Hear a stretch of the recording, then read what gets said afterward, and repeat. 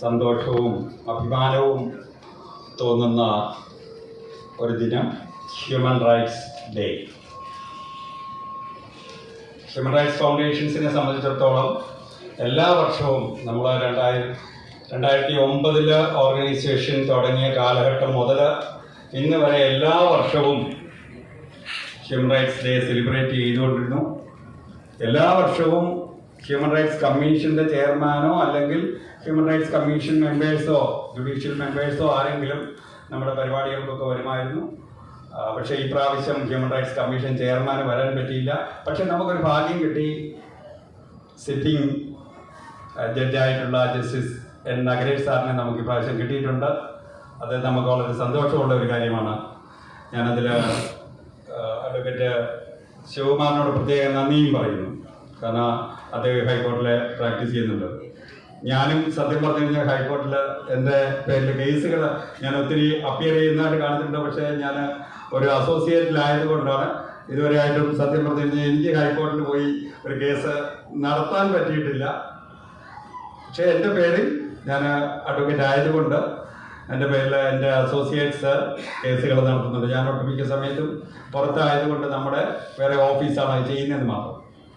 അപ്പം ഞാൻ ഇന്ന് വളരെ സന്തോഷത്തോടുകൂടി നിൽക്കുകയാണ് ഇവിടെ. എറണാകുളം ജില്ലയിൽ ഇത് കഴിഞ്ഞതിന് മുമ്പത്തെ വർഷം നമ്മളിവിടെ നടത്തി, ഇപ്രാവശ്യവും നമ്മളിവിടെ നടത്തുന്നു. വളരെ സന്തോഷമുണ്ട്. ഈ ഹ്യൂമൻ റൈറ്റ്സ് ഫൗണ്ടേഷൻസ് എന്ന് പറയുന്ന ഓർഗനൈസേഷൻ നമ്മൾ തുടങ്ങിയതിന് ശേഷം ഒത്തിരി കാര്യങ്ങൾ നമുക്ക് ജനങ്ങൾക്ക് വേണ്ടി ചെയ്യാൻ പറ്റിയിട്ടുണ്ട്. ഈവൻ നാഷണൽ ഹ്യൂമൻ റൈറ്റ്സ് കമ്മീഷനിലും സ്റ്റേറ്റ് ഹ്യൂമൻ റൈറ്റ്സ് കമ്മീഷൻസിലും, അത് കർണാടക, തമിഴ്നാട്, ആന്ധ്ര, അങ്ങനെ പല സംസ്ഥാനങ്ങളിലും നമ്മൾ പ്രവർത്തനങ്ങളുണ്ട്. പക്ഷെ വളരെ സ്ട്രോങ് ആയിട്ട് കേരളത്തിൽ നമ്മൾ നടത്തുന്നു, ഡൽഹിയിലുമുണ്ട്. അതുപോലെ തന്നെ കർണാടക സ്റ്റേറ്റ് പ്രസിഡന്റ് എല്ലാ ദിവസവും എന്നുള്ള രീതിയിലെ കേസുകളുമായിട്ട് മുന്നോട്ട് നടക്കുന്നുണ്ട്.